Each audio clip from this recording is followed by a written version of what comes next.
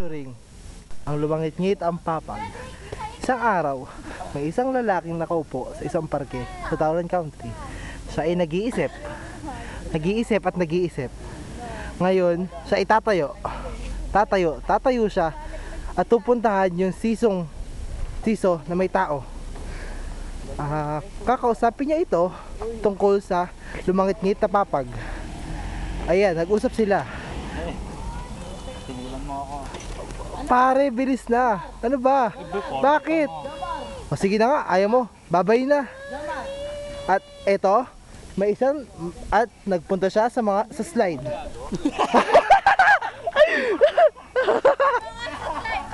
Uy, bilis! May commercial lang. At pagbabalik, eto na ang mama na naglalakad papunta sa slide.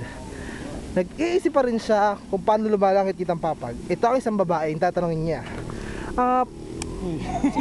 Paano ba lumalangit kitang papag?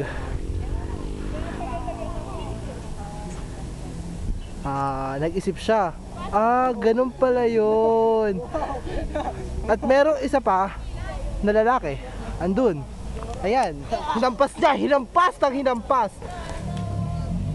Lumalaban ang lalaki. Walang sinabi. Wala. Alis. At yung isang nakapula na lalaki.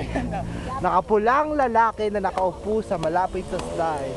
Ayan po sila. Uy, tinadyakan niya. At kinumpronta. Bakit lumalangit liit ang papag? Sumagot siya na parang tanga lang.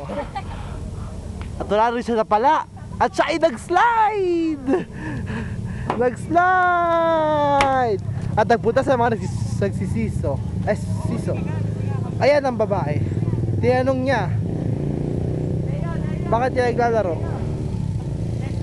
At ito ang isang lalaki. Ako na naman nakita. Siya na naman daw. Apir, yun. Yeah, boy. Yeah. At may kararating lang. Ito na, andito na ang best actor. Ayan na. Wait lang, ganyan lang. May tinanong, ayan na, bibigyan niya ng bulaklak. Bakit ang baliw niyang dalawa ha? Ayan na, naglalakad siya. Bigla ba natapa? Joke lang. Ayan na. Ayan. Nagde-date. At dito tayo ngayon sa isang parke. May nagde-date. Ayan. Titignan niya ang babae. At yun. At uupo ulit siya. At dito, at ngayon, di pa rin niya alam kung paano lumalangit-lingit ang papag. At dito, nagtatapos ang aming production.